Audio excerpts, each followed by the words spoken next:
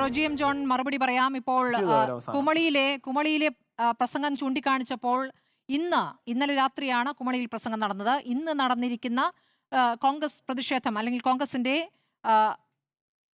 ഭീഷണിപ്പെടുത്തുന്ന മുദ്രാവാക്യങ്ങൾ, അതാണ് സഞ്ജീവ് കേൾപ്പിച്ചത്. അതിന് അങ്ങേക്ക് ഉത്തരം പറയാം. അതോടൊപ്പം ഉഷാ ജോസഫുമായി ബന്ധപ്പെട്ട വിഷയത്തോടുള്ള അങ്ങയുടെ പ്രതികരണം. സ്മൃതി, ഇവിടെ ശ്രീ സഞ്ജീവിന്റെ പ്രതികരണം കേട്ടപ്പോൾ ഞാൻ സത്യത്തിൽ അത്ഭുതപ്പെട്ടു പോയി. ഇവിടെ സ്വാഭാവിക ബുദ്ധി ഏറ്റവും കൂടുതലുണ്ടെന്ന് അവകാശപ്പെടുന്ന സഞ്ജീവും അദ്ദേഹത്തിന്റെ പ്രസ്ഥാനത്തിനുമൊക്കെ ഇവിടെ ഉഷാ ജോസഫ് എന്ന് പറയുന്ന ഒരു സ്ത്രീ 5 വർഷം ഈ ആരോഗ്യവകുപ്പിന്റെ പിടിപ്പുകേട് മൂലം വയറ്റിൽ കത്രിക വെച്ച് നടന്നത് ഒരു വിഷയമേ അല്ല. ഇവിടെ വിനോദിനി എന്ന് പറയുന്ന പാലക്കാട്ടെ 9 വയസ്സുകാരിയുടെ കൈ ഇതേ ആരോഗ്യവകുപ്പ് മുറിച്ചു മാറ്റിയത് ഇവിടെ സഞ്ജീവിന് ഒരു പ്രശ്നമേ അല്ല, അദ്ദേഹത്തിന്റെ പാർട്ടിക്കും ഒരു പ്രശ്നമേ അല്ല. ഇവിടെ ശ്രീ എം സ്വരാജിന്റെ പ്രസ്താവന നമ്മൾ കഴിഞ്ഞ ദിവസം കണ്ടു. കത്രിക വയറ്റിൽ വെക്കുന്ന ഇത്ര വലിയ കാര്യമാണോ എന്നുള്ള പ്രസ്താവനയൊക്കെ നമ്മൾ കാണുകയുണ്ടായി. അപ്പോൾ അവരെ സംബന്ധിച്ച് ഇതൊന്നും മനുഷ്യനെ ബാധിക്കുന്ന ഗൗരവമുള്ള അദ്ദേഹം പ്രതികരിക്കുകയും ചെയ്തിരുന്നു. നടപടി എടുക്കണം എന്ന് കൂടി അദ്ദേഹം പറഞ്ഞിരുന്നു. ആയിക്കോട്ടെ, എന്തായാലും ഇപ്പൊ സഞ്ജീവിന്റെ പ്രസ്താവനയിൽ തന്നെ നമ്മൾക്ക് കാണുന്നത് അവരെ ഒന്നും സംബന്ധിച്ച് ഇതൊന്നും ഒരു വിഷയമേ അല്ല. ഇവിടെ കേരളത്തെ ബാധിക്കുന്ന അവരുടെ മുമ്പിലുള്ള ഇന്നത്തെ ഏറ്റവും വലിയ ജീവൽ പ്രശ്നം എന്ന് പറയുന്നത് മന്ത്രി വീണ ജോർജിനെ 4 KSUക്കാർ കരിങ്കൊടി കാണിച്ചതാണ്. അതിന്റെ പേരിലാണ് ഈ അക്രമ സംഭവങ്ങളൊക്കെ ഇവിടെ അരങ്ങേറുന്നത്. ഞാൻ പറഞ്ഞല്ലോ, ഇവിടെ ഉഷാ ജോസഫിന്റെ വയറ്റിൽ കത്രിക കടന്നതിന്റെ പേരിൽ ഇവർക്ക് ഇവിടെ ഒരു പ്രതിഷേധവുമില്ല. ഇവരതിനെ ഒന്ന് അപലപിക്കാൻ പോലും ഇവർ തയ്യാറായിട്ടില്ല. അല്ലെങ്കിൽ വിനോദിനി എന്ന് പറയുന്ന 9 വയസ്സുകാരിയുടെ കൈമുറിച്ചു മാറ്റിയതിൽ ഇവർക്കൊരു വേദനയുമില്ല.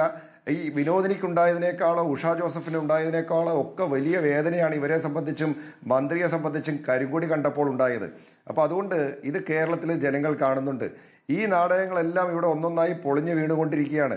ഇവിടെ മന്ത്രിയെ, ഞാൻ അതിന്റെ മറ്റ് വിശദാംശങ്ങളിലേക്ക്, മന്ത്രിയെ വെളുപ്പിന് 4 മണിക്ക് ഡിസ്ചാർജ് ചെയ്തതും ഇവിടെ ഗുരുതരമായി പരിക്ക് പറ്റി അല്ലെങ്കിൽ അടിയന്തിരമായിട്ട് ശസ്ത്രക്രിയ വേണ്ടി വരും എന്നൊക്കെ ഇവിടെ വാർത്തകൾ വന്നതിന് ശേഷം 4 മണിക്ക് മന്ത്രി ഡിസ്ചാർജ് ചെയ്ത് കാറിൽ യാത്ര ചെയ്ത് തിരുവനന്തപുരത്തേക്ക് പോകുന്നതും പത്തനംതിട്ടയിലേക്ക് പോകുന്നതും ഒക്കെയുള്ള കാര്യങ്ങൾ ഇവിടെ നമ്മുടെ മുമ്പിലുണ്ട്. ഞാൻ അതിലേക്കൊന്നും പോകുന്നില്ല. അതൊക്കെ മന്ത്രിയുടെ ഇഷ്ടമാണ്, എപ്പോൾ ഡിസ്ചാർജ് ചെയ്ത് പോകണം അല്ലെങ്കിൽ എങ്ങനെ പോകണം എന്നുള്ളതൊക്കെ.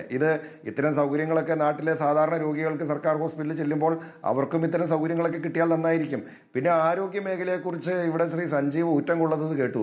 ഒരു കാര്യം പ്രിയപ്പെട്ട സഞ്ജീവിനും അറിയാമോ, ഏറ്റവും കൂടുതൽ ഔട്ട് ഓഫ് പോക്കറ്റ് എക്സ്പെൻഡിച്ചർ ഉള്ള സംസ്ഥാനം കേരളമാണ്. എന്ന് വെച്ചാൽ ഒരു ശരാശരി വ്യക്തി ആരോഗ്യ പരിരക്ഷണത്തിനായി അല്ലെങ്കിൽ ചികിത്സയ്ക്കായിട്ട് ഏറ്റവും കൂടുതൽ തുക സ്വകാര്യ മേഖലയിൽ ഉൾപ്പെടെ ചെലവ് ചെയ്യേണ്ടി വരുന്ന സംസ്ഥാനം കേരളമാണ് എന്ന യാഥാർത്ഥ്യം സഞ്ജീവിന് അറിയാമോ? കേരളത്തിലെ ആരോഗ്യരംഗത്ത് പൊതുജനാരോഗ്യ മേഖലയിൽ കുറെ മാറ്റങ്ങൾ ഉണ്ടായിട്ടുണ്ട്. അതെപ്പോഴാ അതായത് രാജ്യം സ്വാതന്ത്ര്യം ലഭിക്കുന്നതിന് മുമ്പ് മുതൽ തന്നെ കേരളത്തിന്റെ ആരോഗ്യ മേഖലയിലും വിദ്യാഭ്യാസ മേഖലയിലും ഒക്കെ നമ്മൾ കുറെ മുന്നേറ്റങ്ങൾ കൈവരിച്ചിട്ടുണ്ട്. അതിന്റെ തുടർച്ചയായി കുറെ കാര്യങ്ങൾ ഉണ്ടായിട്ടുണ്ട്. പക്ഷേ ഇവിടെ കേരളത്തിൽ ഇപ്പോൾ കഴിഞ്ഞ കുറെ നാളുകളായി കണ്ടുകൊണ്ടിരിക്കുന്നത് ഓരോ ദിവസവും ഒറ്റപ്പെട്ട സംഭവങ്ങൾ എന്ന പേരിൽ ഓരോ അനിഷ്ടക സംഭവങ്ങൾ നടന്നുകൊണ്ടിരിക്കുകയാണ്. മന്ത്രി എന്താ ചെയ്തുകൊണ്ടിരിക്കുന്നത്? ഏത് സംഭവം ഉണ്ടായാലും മന്ത്രി ഒരു റിപ്പോർട്ട് തേടും. റിപ്പോർട്ട് തേടുന്നത് മന്ത്രിക്ക് ഒരു വീക്ക്നെസ് ആണ്. ആ റിപ്പോർട്ട് തേടിയതിനു ശേഷം പിന്നെ എന്ത് തുടർ നടപടിയാണ് ഉണ്ടായിക്കൊണ്ടിരിക്കുന്നത്? ഇത്തരം സംഭവങ്ങൾ ആവർത്തിച്ച് കേരളത്തിൽ നടന്നുകൊണ്ടിരിക്കുകയാണ്. സർക്കാർ ആശുപത്രികളിൽ ഇങ്ങനെ സംഭവങ്ങൾ ഉണ്ടാകുമ്പോൾ അതിന്റെ ഉത്തരവാദിയായിട്ടുള്ള ആരോഗ്യ വകുപ്പിന് നേതൃത്വം കൊടുക്കുന്ന മന്ത്രി എന്താ പറയുന്നത്? ഇത് സിസ്റ്റത്തിന്റെ തകരാറാണെന്നാ പറയുന്നത്. ഏത് സിസ്റ്റത്തിന്റെ തകരാറാണ്? KSU ആണോ ഈ സിസ്റ്റം നടത്തുന്നത്? അല്ലെങ്കിൽ യൂത്ത് കോൺഗ്രസ് ആണോ ഈ സിസ്റ്റത്തിന് നേതൃത്വം കൊടുക്കുന്നത്? അല്ലെങ്കിൽ കോൺഗ്രസ് പ്രതിപക്ഷവുമാണോ ഈ സിസ്റ്റത്തിന്റെ പോരായ്മയെക്കുറിച്ച് മറുപടി പറയേണ്ടത്? അപ്പോൾ ഈ സിസ്റ്റത്തിന്റെ തകരാറിലാണ് എന്ന് മന്ത്രി പറയുമ്പോൾ ആ സിസ്റ്റത്തിന്റെ കാര്യത്തിൽ പോലും ഉത്തരവാദിത്വമില്ലാത്ത ഒരു ആരോഗ്യമന്ത്രിയാണ് കേരളം ഭരിക്കുന്നത്. ആ ആരോഗ്യമന്ത്രിക്കെതിരായിട്ടുള്ള പ്രതിഷേധം കേരളത്തിൽ സ്വാഭാവികമായിട്ട് ഉയർന്നു വരും. അത്തരത്തിലുള്ള ജനാധിപത്യപരമായിട്ടുള്ള ഒരു പ്രതിഷേധം മാത്രമാണ് KSUവിന്റെ ഭാഗത്തുനിന്നുണ്ടായത്. ആ പ്രതിഷേധത്തെ ഇത്തരത്തിൽ അക്രമമെന്ന് വളച്ചൊടിച്ച് നാടകം മെനഞ്ഞ് അത് കള്ളക്കഥയുണ്ടാക്കി അത് മന്ത്രി ആശുപത്രിയിലായി ആ കള്ളക്കഥ പൊളിഞ്ഞതിന്റെ ജാള്യതയിലാണ് CPM അതുപോലെ തന്നെ മന്ത്രി ഉൾപ്പെടെ DYFI ഉൾപ്പെടെ ആ ജാള്യത മറയ്ക്കാൻ വേണ്ടിയിട്ടുള്ള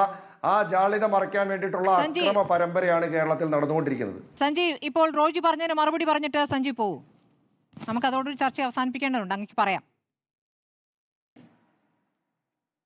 തീർച്ചയായും അങ്ങ് ഈ പ്രസംഗത്തിൽ ഇതുവരെ ഇടപെട്ടതായി കണ്ടില്ല. ഈ കവലപ്രസംഗം കൊള്ളായിരുന്നു.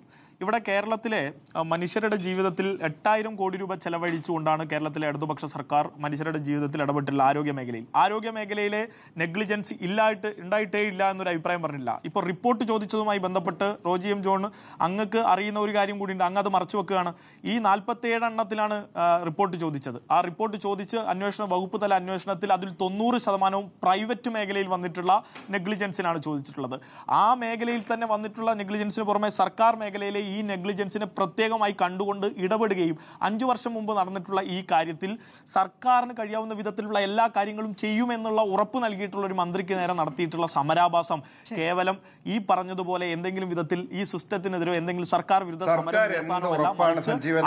നടത്തി ഈ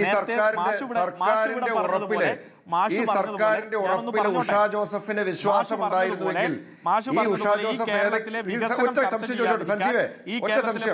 ഈ മന്ത്രിയുടെ ഉറപ്പില് ഉഷാ ജോസഫിന് എന്തെങ്കിലും വിശ്വാസം ഉണ്ടായിരുന്നുവെങ്കിൽ അവർ ഒരു സർക്കാർ ആശുപത്രിയിൽ പോയി അവർ ഈ കത്രിക നീക്കം ചെയ്യുവാനായിട്ട് അവർ തയ്യാറാകുമായിരുന്നു. അവര് ഒരു സർക്കാർ ആശുപത്രിയിൽ പോയി ഈ കത്രിക നീക്കം ചെയ്യാനുള്ള വിശ്വാസം അവർക്കില്ല എന്ന് പറഞ്ഞാൽ ഈ മന്ത്രിയുടെ ഉറപ്പിനും ഈ സർക്കാരിന്റെ ഉറപ്പിനും ഇത്തരം ആളുകൾക്ക് വിശ്വാസത്തെയാണ് നമ്മൾ കാണുന്നത്.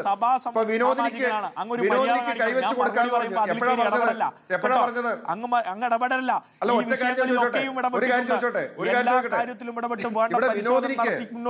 വിനോദിനിയുടെ കൈ മുറിച്ച് മാറ്റിയതിനു ശേഷം ആ വിനോദിനിക്ക് ഒരു കൃത്രിമ കൈ വെച്ചു കൊടുക്കാനുള്ള മര്യാദ പോലും ഈ സർക്കാർ ഉണ്ടായിട്ടില്ല എന്ന് പറയുമ്പോ ഇതൊക്കെ കേരളത്തിലെ ജനങ്ങൾ കാണുന്നുണ്ട്.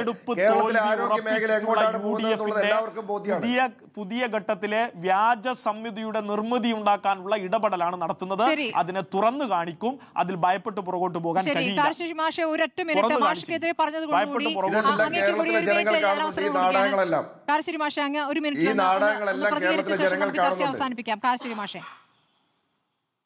നിങ്ങളുടെ നാടകം കാണും. നിങ്ങളുടെ നാടകത്തിന്റെ പേരാണ് പുതുയുഗ യാത്ര. സഞ്ജീവ് കേട്ടോ, പുതുയുഗ യാത്ര. നിങ്ങളുടെ നാടകത്തിന്റെ പേരാണ് കരിങ്കോടി കണ്ട് കഴുകുലുക്കി. അങ്ങയുടെ നാടകത്തിന്റെ പേരാണ് പുതുയുഗ യാത്ര. സതീശൻ നയിച്ചുകൊണ്ടിരിക്കുന്നുണ്ട് കേട്ടോ, പേടിക്കണ്ട. ശരി മാഷേ, പുതുയുഗ യാത്ര എങ്ങനെയാ പോണെന്നുള്ളത് നമുക്ക് എല്ലാവർക്കും അറിയാം. നിങ്ങളുടെ ജാഥയെ കുറിച്ച് നിങ്ങൾ ആദ്യം CPI-ക്കാരെ ഒന്ന് ബോധ്യപ്പെടുത്ത്. പുതുയുഗ യാത്രയെ കുറിച്ച് കേരളത്തിലെ ജനങ്ങൾക്ക് മുഴുവൻ അറിയാം.